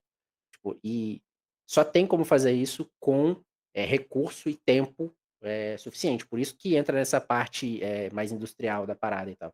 Isso não tem a mínima condição de ser feito via open source, por exemplo, tá ligado? Pelo menos a princípio. Então só esse último ponto aí da segurança e do que esses modelos conseguiriam gerar. E por que um modelo A poderia fazer uma imagem relacionada à pedofilia, por exemplo, ou por que um modelo teria textos relacionados a nazismo e tal. Num texto normal, por exemplo, uma dissertação de mestrado, sei lá, que o cara pega textos do que o Hitler escreveu lá no Mein Kampf. Não tem necessariamente, não é um texto nazista ali, ele é só um input de um texto acadêmico que tem uma citação lá no meio. Só que, não necessariamente isso foi filtrado no pré-treinamento, porque o pré-treinamento tem uma quantidade absurdamente gigantesca de dados. Não tem como você filtrar tudo aquilo. Você tenta fazer isso da melhor forma possível, mas não tem como. Pode ser que passe alguma dessas coisas. Pode ser que passe no meio dessas imagens, se você tem algum processo de scraping automatizado, é que isso passou por algum bueiro da internet aí, por exemplo, em que você tinha coisas relacionadas à criança, por exemplo, e relacionadas a sexo em outro ponto, em outro local, e daí o modelo faz essa junção durante o treinamento. E é isso que eu estou querendo chegar, tipo assim, você precisa desse fine tuning e essas questões de segurança, elas necessariamente vão acontecer e você vai ter que ter gente sendo exposta a esses problemas para poder fazer o labeling e o fine tuning da parada. Sim. Então é realmente um problema, assim, uma gray area de regulamentação e de entender realmente como é que se resolve isso, muito grande, né?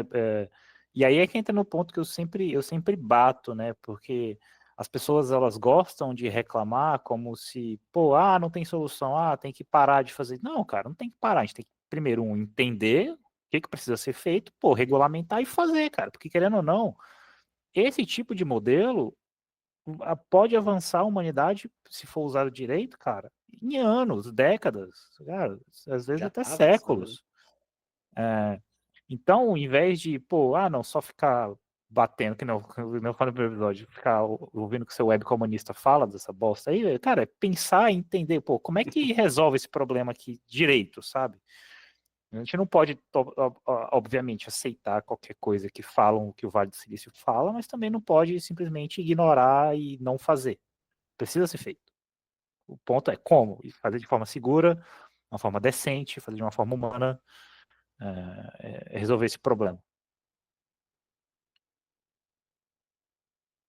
Então, Show. com esses dois pontos aí, com tudo isso, a gente tem o que a gente conhece hoje como GenAI, né? Que são esses modelos ultrapoderosos, que te ajudam, se você sabe usar direito, você consegue te ajudar para um caramba no seu dia a dia, no seu trabalho.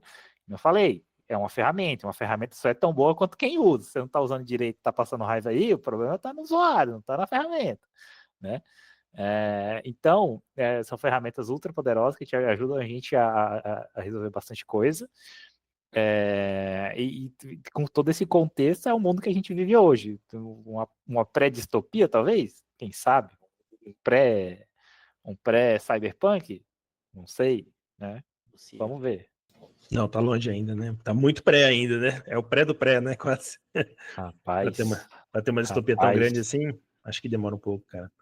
Não, eu particularmente, eu acho que a gente tá encaminhando para isso. Eu acho que, assim, para acontecer isso, a gente precisa avançar em robótica, né? Sem isso, não vai adiantar nada. Acho que por mais que a gente tenha aí uma boa LLM e tal, e a percepção humana é facilmente enganável, né? Eu acho que ainda tem uns passos aí que precisa ser dado, tanto na parte de modelos, né? Quanto na parte física aí enfim, contato humano, pra gente estar nesse pré do pré até, né? Então, eu iria nessa linha, né?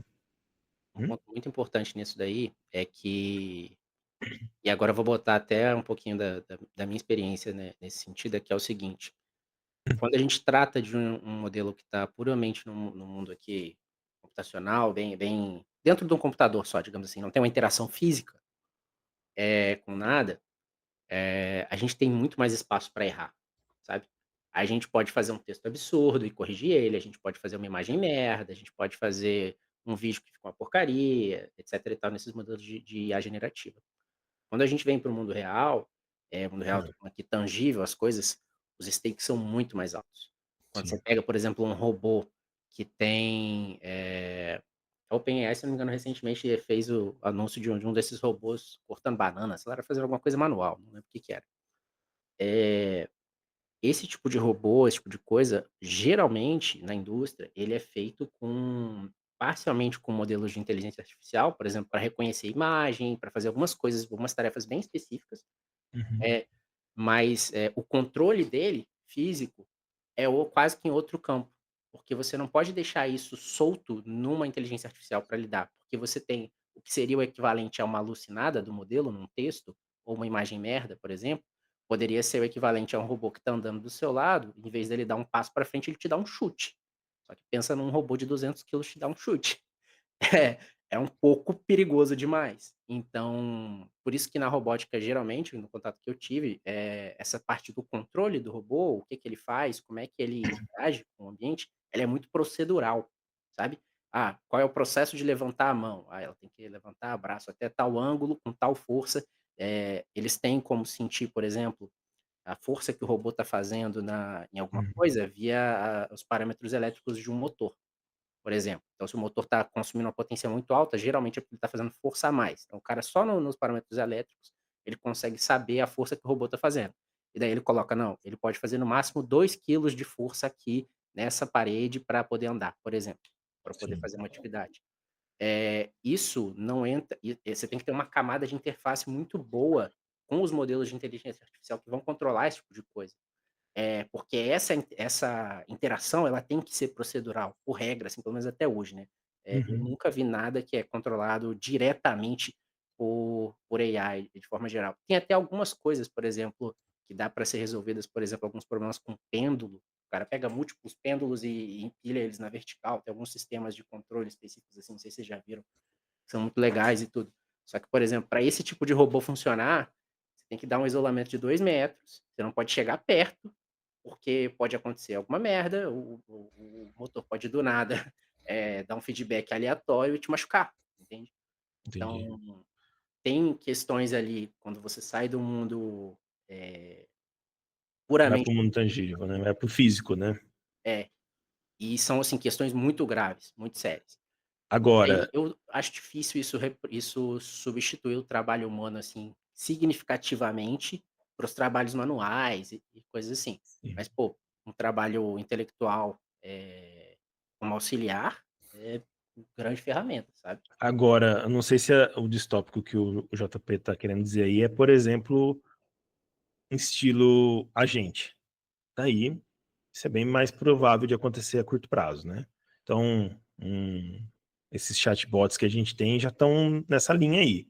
Então, a ideia do JP do distópico do Cyberpunk aí é nesse sentido, não sei se é nisso que você estava comentando, você estava pensando aqui, mas se for nesse caminho, aí eu concordo mais contigo que provavelmente a gente vai acontecer isso em pouco espaço de tempo, um espaço de tempo muito menor, né?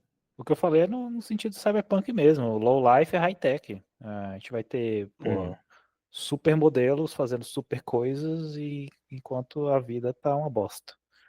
Comendo batata com aquecimento global na nossa cabeça. Entendi.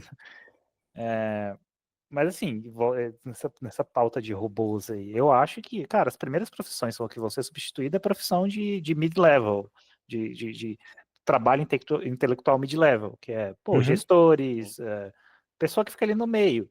A galera, por exemplo, braçal, mecânico, a gente, pô, fazendeiro, vaqueiro, esse povo não vai perder emprego tão cedo, estão sossegados. Quem vai rodar é a gente aqui que fica o dia inteiro escrevendo letrinha colorida na tela preta.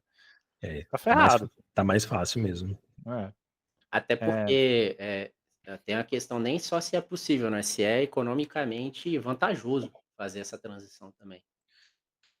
Olha, assim, existe um impacto muito grande se você tirar o emprego de muita gente, né? Então, assim, para essa transição acontecer, ela vai ter que ser suave ao longo dos anos. Então, talvez isso demore um pouco. Porque, assim, não dá para você simplesmente jogar uma massa de pessoas desempregadas e substituir, assim, talvez as empresas até queiram fazer isso, né? Teve um caso recente aí do cara que demitiu todos os funcionários para trocar por LLM, e aí ele viu que não dava certo por enquanto ainda, né? Mas, assim, tudo bem, eu entendo o ponto do cara nesse sentido, ó, vou me livrar de todo mundo, e aí eu vou simplesmente ganhar dinheiro, mais dinheiro, porque eu não tenho que pagar meus funcionários, e consequentemente, beleza. Só que o problema é que se todas as empresas forem fazer isso, e você simplesmente despejar uma quantidade imensurável de pessoas, porque a maior parte das pessoas hoje em dia, eu não sei quanto que está em população no Brasil, né? Mas deve ser o quê? Uns 30% que trabalha. Talvez na nossa área até menos, deve ser 1% da população, nem isso, né? Deve ser um pouquinho mais, né, do que 1% da população, mas, enfim, você vai despejar muita gente, né, no mercado de trabalho para fazer o quê, Eu não né? digo Então, nem nesse sentido, não, mas pensa o seguinte, até do trabalho manual, para ele ser substituído, ele tem um custo muito alto. Você tem que ter um robô, você tem que ter a manutenção do robô. mas esse é que o JP tá falando que tá mais tranquilo. O nosso que tá em risco. Até ele até trouxe, por exemplo, mecânico, né? Tipo, essa galera tá mais encanador, tá mais Não tem tranquilo, como né? substituir o trabalho de um encanador, cara. Tipo, é um trabalho muito para você treinar um modelo que consiga fazer aquilo ali, você ter um robô que consiga entrar debaixo de uma casa, se rastejando para achar um cano que tá tô dando um exemplo dos Estados Unidos, né? Tem aqueles sublevas ali, né? O cara tem que rastejar debaixo da casa, achar um cano de esgoto que tá vazando, cortar um pedaço do cano de metal, botar outro no lugar e fazer uma solda, tipo, é um trabalho muito, minuciosamente físico. E eu acho que inclusive um pouco para nossa área vai ser mais assim. Eu vejo esses modelos reduzindo muito o emprego da galera, por exemplo, que tem como é que eu vou dizer isso? Que tem um trabalho mais de entrada, digamos assim, por exemplo, o trabalho de um juniorzão, sabe, desenvolvendo software, tipo, o cara que vai só fazer um crudezão ali padrão, muito simples, sabe, tipo, ele tá pegando a task mais básica possível. Ou alguém que trabalha com suporte, que só vai ver se ele consegue resolver o problema com o suporte nível 0 ali, sabe, nível 1. Ele vai pegar as ferramentas mais basiconas ali, vai fazer um checklistzinho, se não resolver, ele passa para cima, para o nível 1.5, nível 2, sei lá. Esse trabalho eu vejo ele reduzindo sim, porque, tipo, é um trabalho muito procedural. Agora, se esse tipo de modelo vai chegar a substituir, por exemplo, um engenheiro de software, não sei. Talvez reduzir um pouco essas tarefas mais básicas e ajudar nesse trabalho?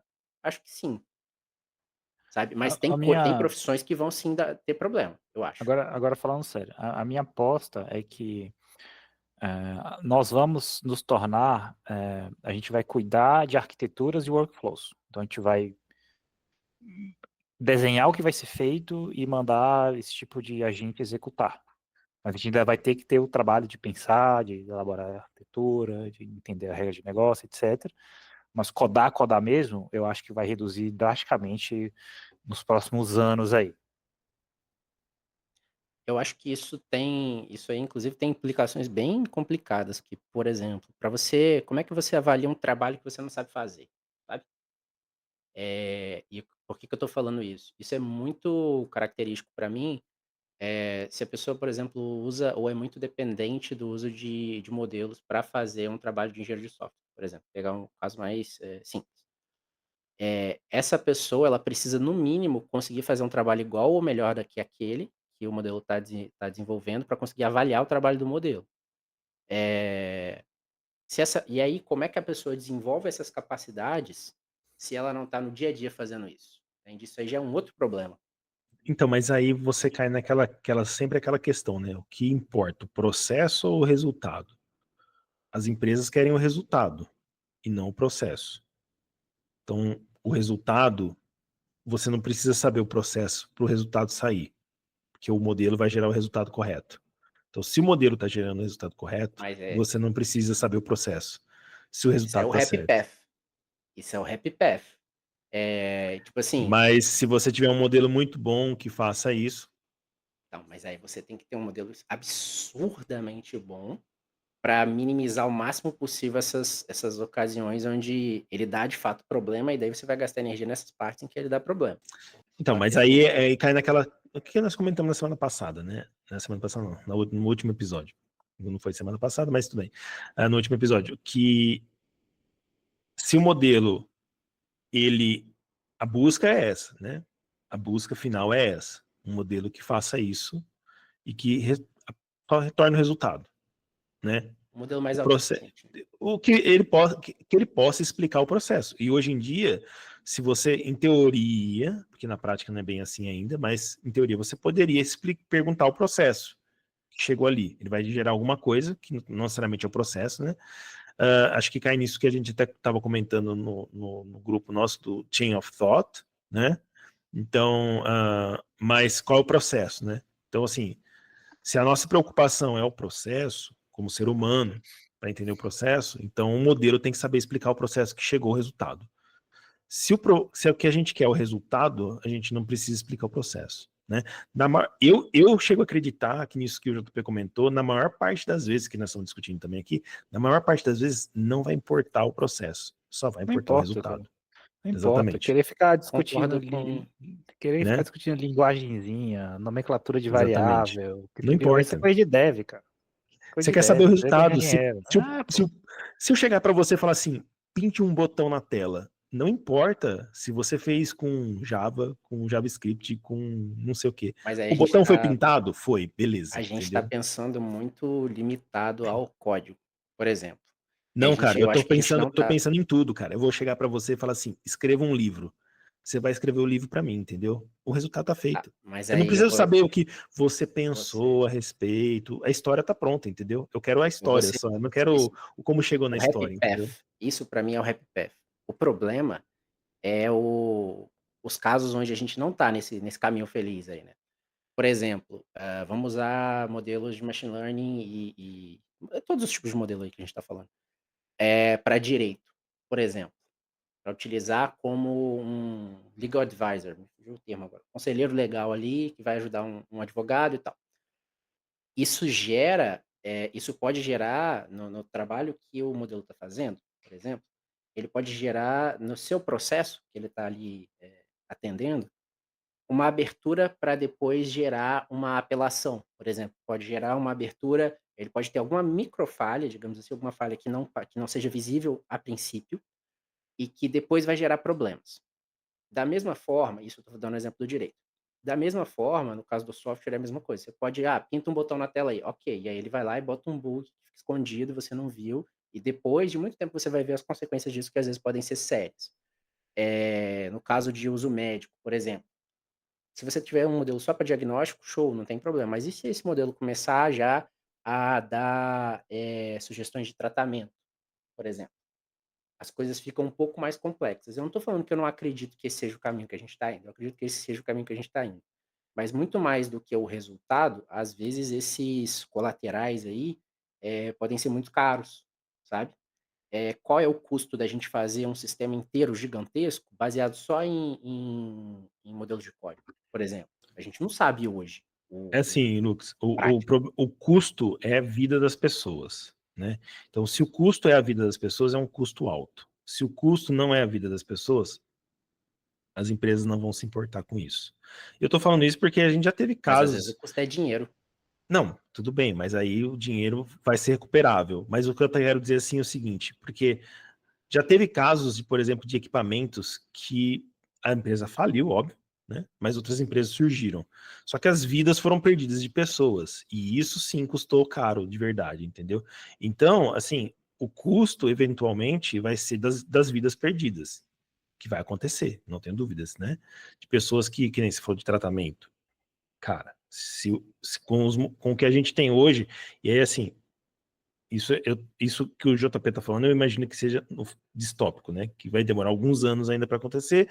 A gente vai precisar de breakthroughs ainda. Esses modelos maiores que a gente tem hoje, eu acho que caem muito nisso que a gente está falando. Vou pintar um botão, ele não vai colocar não necessariamente vai colocar um exploit lá, entendeu? Mas se eu pedir para fala para mim se eu tô com câncer ou não, e ele alucinar, vai dar ruim, entendeu? Então, assim, eu acho que para coisas normais, usar esse termo, normais, eu acho que ok. Para coisas que são mais críticas, isso ainda vai ter um custo alto que vai ter que ser tratado e vai ter que ser pensado para o futuro. Acho que não hoje, né? Eu não sei É exatamente esse o a meu gente ponto. não tá, a gente não A tá gente precisa pontuando saber anos, isso melhor. a gente não tá pontuando anos aqui, né? A gente tá falando assim, ó, daqui 10 anos. Eu não sei o JP se ele quer falar a previsão dele, daqui 2 anos vai estar assim, mas eu não tô pontuando anos. Tô falando assim, daqui 10 anos vai ser assim, eu tô falando anos. Eu falei pré do pré. Então, assim, para mim, pré do pré, muitos falam que pode ser 50 anos. Tem gente que fala assim, que não vai encontrar EDI nunca. Tem gente que fala que vai. Tem gente que já falou que vai A em gente vai entrar num outro 2029. debate, o que é AGI, Né? mas assim, Não, eu tô falando. é, Não, eu tô falando assim no sentido de que esses problemas efetivamente só vão acontecer, ser solucionáveis de 100% num quando eles futuro surgirem. desconhecido. Num futuro desconhecido. Sim, As ferramentas, como o JP falou, vão ser usadas para as coisas. O custo que vai ter vão ser vidas, e aí as empresas vão perder dinheiro de verdade, porque vai ter processo, etc e tal. Porque se o Google lança um produto que falha, o Google mata toda hora produto que falha. Perde dinheiro toda hora. Então, assim, eles, tipo, tá dentro, entendeu? O problema é o Zé do Quintal perder o dinheiro. O Google, cara, então, ele mas tá aí perto aí toda que a hora. gente entra Toda hora ele mata o na produto, cara. Tem engenheiro trabalhando lá, ganhando dinheiro, e eles estão fazendo produto e matando toda hora. Então, isso não é um problema para eles, entendeu? Então, assim, o problema é vidas perdidas. Matar um produtinho ou não, sim. para as Big Mas Techs é aí irrelevante. É onde tá é as LLMs hoje, entendeu? mas é isso que eu tô falando, quando isso virar, difundido o suficiente, o seu Zé das couves ali, sabe, o cara que tem uma empresinha pequena e tudo, ele também para que ele compita de alguma maneira com o mercado, mas ele vai ter que implementar esse tipo de coisa de alguma maneira, vai ter que consumir de alguém e tal. E aí esses custos, mesmo que sejam custos pequenos associados, por exemplo, custo financeiro de ter um problema de longo prazo gerado por você reduziu X de custo, por exemplo, usando esse tipo de modelo na sua operação ali, botou ela em alguma parte do processo, etcétera, você reduziu X de custo. Se esse modelo no longo prazo gera 2x de custo de novo, não é que ele não é nem que ele se pagou, ele deu mais custo, entende, do que ele salvou, do que ele economizou. Isso hoje não está tão claro, eu não vejo isso tão aberto para a gente, sabe. As empresas, a sociedade não tem isso, visivelmente aberto, isso quantificado, sabe, e isso precisa ser quantificado. Porque a partir do momento que você tem uma empresa, tipo, e pensa nela no longo prazo, o cara que tem vamos pegar um gigante aí específico, um McDonald's, sabe, sei lá, uma empresa gigante, assim, e vai usar isso como parte integral do processo deles. Eles precisam quantificar, eles precisam saber: "Ó, nosso investimento vai ser tanto, a gente vai reduzir tanto de custo, a gente vai ter tanto de ganho, e qual é o nosso risco aqui, o nosso prejuízo possível". Eles precisam disso. E hoje a gente não tem como saber isso, sabe. Mas no futuro eu espero que isso fique mais tangível. E aí eu vejo esses modelos da seguinte maneira: vai ser tudo, balanceado pelo custo, tá, no meu ponto de vista. é um custo, a gente corre o risco de ter um problema muito sério com isso aqui, como você falou, por exemplo, perder a vida de alguém, ter um risco ao negócio tão sério que a gente fale, que a gente vai falir, ou então, sei lá, eh, vamos botar numa campanha de marketing que seja tão, se a gente está automatizando esse processo, por exemplo, que seja É que tão tem outrageous, né? só tem um detalhe aí. Normalmente Peraí, isso só vai deixa eu só acontecer terminar quando essa parte. der o problema, entendeu? Quando as pessoas morrerem que vão pensar nisso. Às vezes não acontece, entendeu? Tipo, só Sim, quando. mas eu tô querendo dizer assim, eu acredito que isso só vai ficar, extremamente difundido para todo mundo quando a gente tiver essa visibilidade do impacto das coisas de fato, e hoje a gente não tem, entende? É só isso a minha questão. Eu, por exemplo, me sentiria confortável em botar isso no meu fluxo de processo, assim, comum, para coisas que não são essenciais, que não vão me dar esse custo absurdo, sabe, esse risco absurdo, desculpa. E eu acho que a gente vai mais ou menos nesse caminho, até que esse risco seja melhorado, os modelos sejam melhorados, Inocente, etc. inocente, neném. Pouco tempo no mercado de trabalho. Eu também Inocente, tô concordando com o JP, que eu acho que não, neném, cara. É isso que eu tô neném. falando. Só vai. Você acha que vai esse- no Go Horse? Cara, é é o que a normal? gente chama de Hail Ah, Mary. É isso aí. É um Hail Mary. Se der certo, cara, deu, tipo, estouro. Se não deu certo, vai levar uns processinhos aí, resolve ali, pronto. Fica tudo elas por elas, no final. A história nos diz isso, certo? A história Exatamente. é essa. A história é essa da vida do ser humano, cara. Não vai mudar agora. justo, ok, A história é entendi. essa, né? Porque agora a gente tem LLMs e aí eles vão iluminar a mente do ser humano para não usar para isso. Cara, ser humano é ser humano, mano. Entendeu? Então, Não, mas aqui, ó, só um ponto, eu entendeu? não acho que elas não vão ser utilizadas não, então eu acho que elas vão ser utilizadas e tudo, só que o ponto é, em qual grau e onde, só isso. Vão tentar enfiar em todo lugar. Em todo lugar. Vão tentar enfiar em todo Go lugar. Horse mesmo. Literalmente, vão tentar enfiar. Teve um dia que alguém colocou lá no Blue Sky uma geladeira com IA. Vai ser desse nível. Não, você abriu o seu Gmail ultimamente? Você abriu o seu Google Drive? O meu da O minha empresa já Gemini tá tem lá o dentro. Gemini. O Gemini tá lá dentro já, cara. Inclusive me ajudou, tá? Uma vez que eu Então. achei foda. Inclusive. Por que o Gemini precisa entrar no seu e-mail? Para te ajudar a escrever um e-mail, é isso? Não, mas uma vez eu Não. perdi uma porra do e-mail e ele que achou pra mim. Não, tudo bem. A busca, né? Pra busca, né? Não, tipo, entendeu? Assim, tipo, nesse ponto, assim, por que você precisa estar ali, né? Por que você precisa no Google Drive, né? Tipo, enfim. Então, assim, Mas eu acho que, vai enfiar em bom, tudo quanto é lugar. eu acho que a ferramenta, acho que hoje, nesse episódio, a gente conseguiu dar um overview bem geral, assim, da ferramenta. Eu sei que os nerdola de AI devem estar se coçando para vir corrigir a gente aqui um monte de coisa, mas calma, galera, está dando Fica só à um overview vontade. do geral. Não, pode corrigir, fica à vontade, pode xingar aí. Engaja, compartilha. Olha Pode na engajar, descrição que compartilha aí. tem Fala, nosso olha o que tem esses nossos doidos estão handles, falando aí.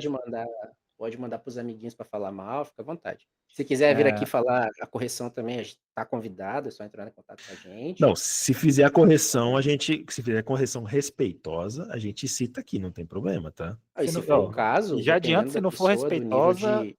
se não for A gente respeitosa, manda tomar no cu. a gente manda tomar no cu. É, Já deixa avisado. Mas lógico, mas né? assim, dependendo do nível da pessoa, do nível de conhecimento acadêmico específico, sei lá, a gente organiza um episódio e traz a pessoa aí Claro. também, não tem problema. Sabe? Faz a correção em vídeo se precisar. Exatamente, é isso aí. Então, pô, acho que foi bem legal o episódio. Vamos pro próximo. Lucas, Rodolfo, despedidas?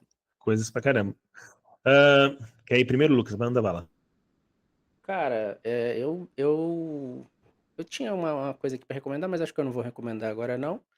E é isso, assim, só um recado pro pessoal, para não ficar desesperançoso com o avanço desse tipo de modelo, desse tipo de tecnologia, para tipo, vai roubar o seu emprego amanhã, sabe? A não ser que você esteja fazendo alguma coisa que já está sendo substituída por AI, vai com calma, respira, que as coisas assim não vão acontecer do dia para a noite do nada, muito provavelmente.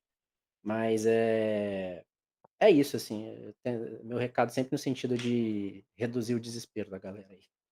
Eu acho que é isso. E obrigado aí, pessoal, novamente. Boa.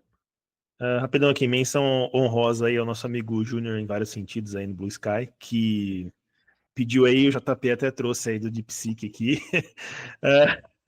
Menção honrosa aí, é isso. O nick dele sempre me pega, velho. Júnior em vários sentidos, me pega demais. Enfim, uma menção rosa aí, nosso amigo que assistiu aí o primeiro episódio, gostou, tá marcando a gente aí. Trouxe aí questão de psique também pra gente. Enfim, falando rapidamente alguma coisinha aqui. Menção honrosa a ele. Fora isso, cara, eu acho que nós estamos ferrados, tá? Não que os LLM vai substituir a gente, mas estamos ferrados porque a gente está entrando numa nova era. Não sei se vai ser tão distópico quanto o JP pintou aí, né? Cyberpunk. Mas eu diria que nós não temos mais como voltar atrás. O que o futuro nos reserva, veremos, mas nós não temos como voltar mais atrás. Isso já faz alguns Caixinha anos, na de verdade. Pandora.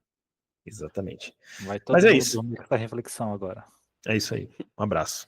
Um Até o abraço, próximo gente. EP. Falou, pessoal. Muito obrigado. Até a próxima. Valeu. Um abraço. Até.